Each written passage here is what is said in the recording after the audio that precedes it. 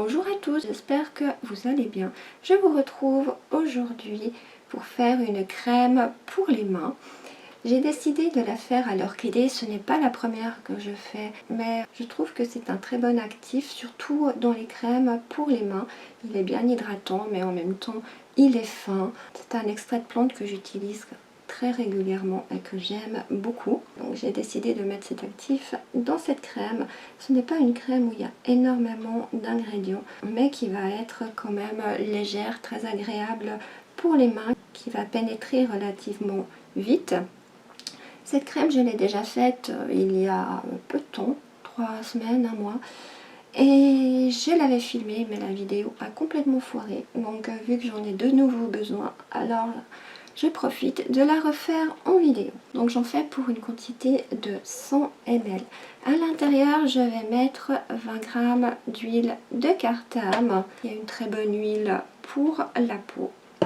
Je vais encore rajouter 10 g d'olive douceur, donc c'est un émulsifiant que j'adore. Il est adoucissant et protecteur.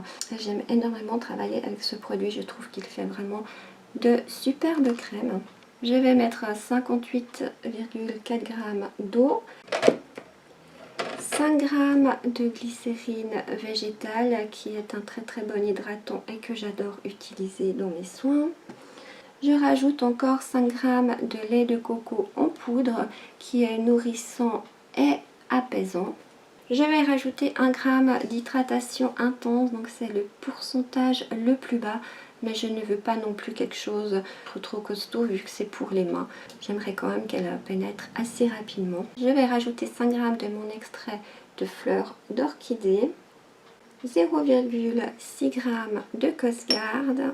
Je vais mettre la fragrance pluie d'orchidée de la folie des senteurs. Et je vais encore mettre 3 gouttes de colorant rouge grenadine parce que j'ai envie d'une crème rose.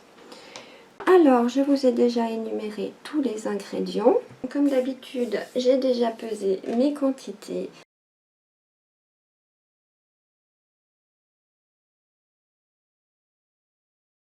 À l'intérieur de ce récipient, j'ai 20 g d'huile de cartame, 10 g d'émulsifiant olive douceur et j'ai mis 3 gouttes de colorant rouge grenadine. Et dans cette casserole, j'ai mis 58,4 g d'eau et 5 g de glycérine. Je laisse fondre tout ça et je vous retrouve pour la suite de la recette. Voilà, alors mes deux phases ont fondu. Je prends ma phase aqueuse à laquelle je viens rajouter mes 5 g de lait de coco et je mélange jusqu'à ce que mon lait de coco soit fondu, chose qui est déjà faite. Je prends ma phase huileuse que je viens insérer dans mon bol. J'ai changé de côté du bureau et là je suis un petit peu perdue. Je ne sais pas trop comment m'organiser, mais bon, c'est plus pratique pour moi d'être de ce côté-là. Et je viens rajouter mon eau progressivement tout en mélangeant.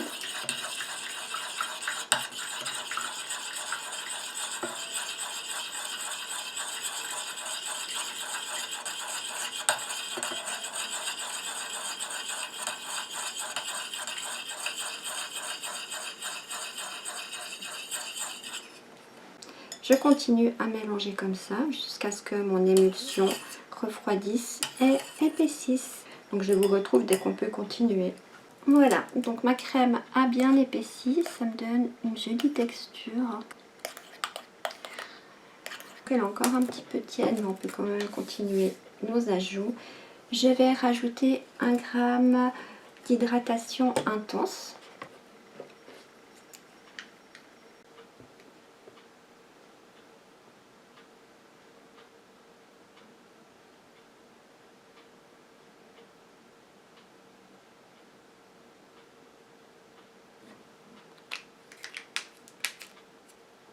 Et je viens mélanger.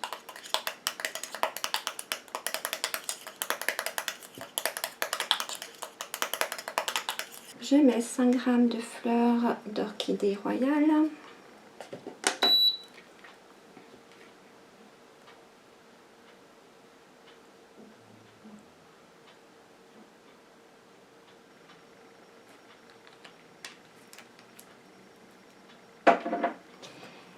Je mélange.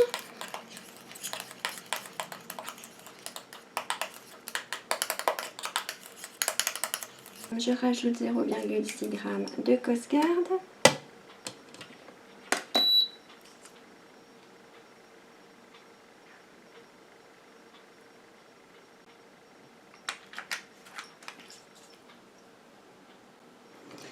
Et je mélange.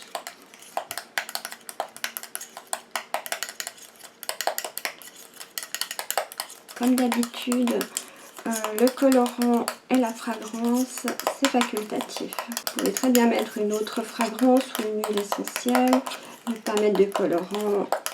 Les actifs aussi sont facultatifs. Vous pouvez rajouter par un autre ou pas en mettre du tout. À ce moment-là, vous rajoutez le pourcentage d'actifs par de l'eau. Voilà. Alors, je viens mettre ma fragrance. Je vais déjà commencer par 20 gouttes. Et je viens mélanger.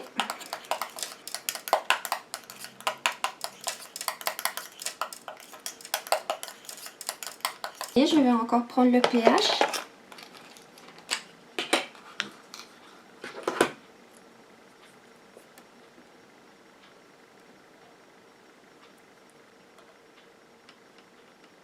On a un pH de 5,5, ça va très bien. Donc je viens mettre ma crème en pot.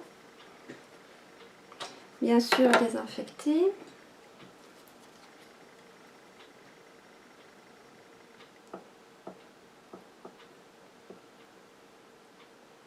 Ma crème est terminée, je ne vais pas la fermer tout de suite parce qu'elle est encore un petit peu tiède.